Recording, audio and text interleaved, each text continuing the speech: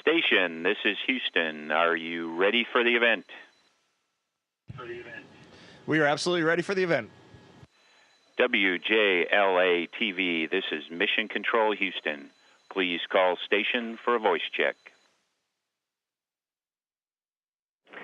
Station, this is WJLA-TV. How do you hear me? I've got you loud and clear up here. Sounds great, Commander. Thanks so much for joining us. We're excited for this opportunity, and I have to begin by talking to you about life in microgravity. I know this is your first mission up there. How is it faring so far? I understand you had to bungee cord yourself to a wall the other night. So far, it's really, it's quite a joy. It takes a couple days to get used to it. It took me about a week or two, and then I felt pretty good. And yes, I did. I usually like to sleep on my stomach when I'm down on Earth, and so the other night I tried to put some bungee cords across the back of my body and just bungee cord myself to the wall. And it worked pretty well. I slept for a few hours, but then I woke up and went back to the good old sleeping bag, which I have tied off to my wall in the room. All right, innovation even up in space regarding sleep habits. We like that. Down here on Earth, we love to follow all of your progress, and I think it's fascinating via social media because you're really good about this, everything from the tweets to the vines. And I'm curious, some of your favorites. We've seen really some fascinating imagery. The lightning storm over Italy was just absolutely beautiful, and then, of course, you took some pictures of us back here in your home area. What's your favorite, and what do you enjoy most about all of this? Oh, what do I enjoy most? Working with my crew is phenomenal. Looking outside is incredible. And just getting to float around up here, that I really enjoy. The feedback on Twitter has been fantastic. Some of my favorite images, definitely I took a picture of Italy a couple weeks ago that was just amazing. But I'd say the most visually amazing is when you look outside, either far up to the north or far down to the south, and you get to see the aurora. It's like you're swimming along with these green, slowly weaving lights in the sky, and it's really absolutely amazing. Now, Chris Hadfield set the bar pretty high with his Space Oddity version. Do you have any desire, any pressure to compete? Absolutely no desire and no pressure to compete with Chris Hadfield. Plus, I can't sing, so it would be pretty much a disaster anyway.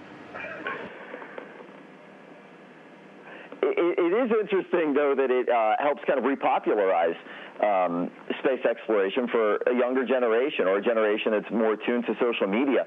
There is now a responsibility, perhaps, for you when you're up there to kind of keep people back here abreast of what you're doing and generate some more interest. Is that right?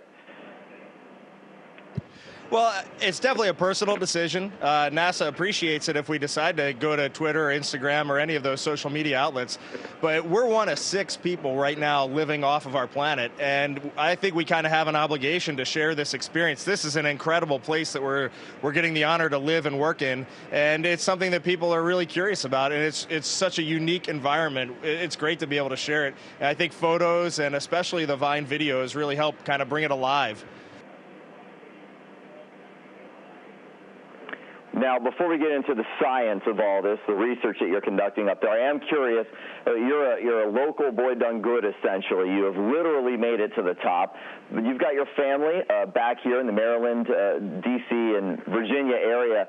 What is it about seeing home from above, from that far above? Does it kind of strike an emotional chord with you? Oh, it definitely does. When you can look down and in one glance, I can see Virginia Beach all the way up through Maryland, all the way up to New York City. And here's, with just a few very small exceptions, this is every place I've ever lived and every person I've really ever had a relationship with. My parents, my wife's whole family is from that area, all my friends from college up in New York. And you can just take one glance, just shift your gaze a little bit, and you cover all of that. It's amazing how tiny it makes the East Coast of the U.S. look, and really the whole world is just, we go around once every 90 minutes. It's actually a pretty small place when you look at Small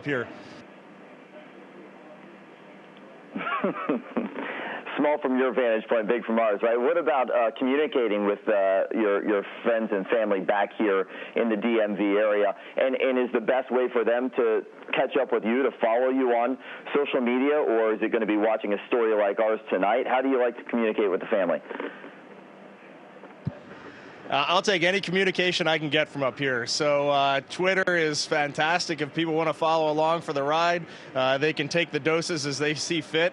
And, of course, catching a little news story about guys up in space, I think that's superb. Let's talk about all the work up there. A lot of scientific research, as always, on the ISS, but in particular, you've got some mission that you are probably pretty excited about more than any others. I know the ATV is coming, I believe, tomorrow. So can you talk to us a little bit about what you're doing up there and how it's going to benefit us all in the future? Well, right now you're with me in the U.S. laboratory, and it looks like a pretty quiet environment, but just here to my left, we're doing some capillary flow research to see how we can move fluid around without even using a pump. And I'm looking at the display. It's pretty good stuff. It's a German experiment going on. Right over here to my left is a furnace, and I've put a few of the videos on Vine where we're igniting floating spheres of fire just to see what happens to them. And there's some really unexpected results, which can help with car engines, but really we're looking at helping us up here in future spacecraft design. I'm also doing some colloidal experiments down there. Actually, Ground is monitoring them with this really powerful telescope. You also just mentioned the ATV, the cargo vehicle that the European Space Agency launched a week and a half, about 2 weeks ago, and that's bringing something that we're all really excited about. It's an electromagnetic levitator, and we'll actually take molten spheres of alloys, and using magnet levitation, we will actually balance them out and see what happens to these things, see what happens to the crystallization processes in there, and it's going to be really quite amazing for us up here to get to be a part of that. Anything fun on that ATV that's perhaps not data related, or is any supplies you're just excited to finally get some time with there or get your hands on? For me, I love food.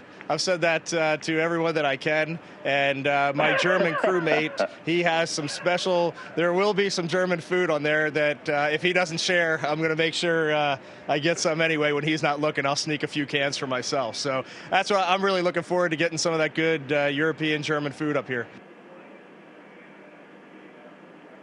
All right, we've just got a couple minutes left, but I'm curious if I can bring you back to the local ties here, since you do have your family and friends here, and we'll broadcast this tonight. What kind of messages you might want to send back home? You've got the floor here, and you've got a good minute. That's a tough one. I mean, I love you all. When I look down, especially on the Chesapeake Bay, I remember my childhood eating Maryland blue crabs down Ocean City, going out fishing on the Chesapeake there, and it's such a great place. We live in, especially in that D.C., Maryland, Baltimore area. Great summers, pretty good winters, can play in the snow.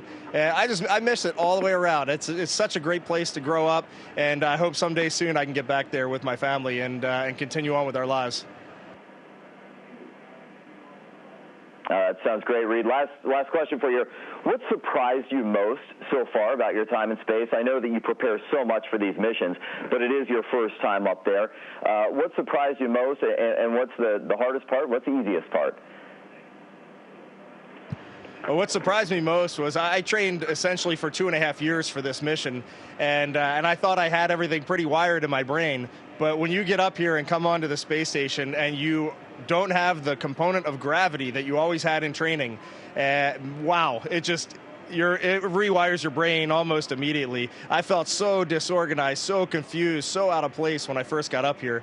It takes a little while to get used to it. So that was the hardest thing. I actually thought losing gravity would be fun, and it is. It's great. But wow, for the first few days, it crushes your head. And so that was actually the hardest at the beginning, and now it's almost the easiest because you can just take a 300-pound object and just push it with your finger and move it all the way across the U.S. lab with no problem at all. So hardest at first, easiest in the end. Reid, we're proud of you here back home. Thanks so much for taking the time to talk to us, and of course we'll share your comments with friends and family. Thanks a lot, and enjoy your time up there. Excellent. I appreciate the time, Scott. Great talking to you. Take care. Bye-bye. Station, this is Houston ACR. That concludes the WJLA-TV interview. Thank you, WJLA-TV. Station, please stand by while we reconfigure video and audio communications for your next message.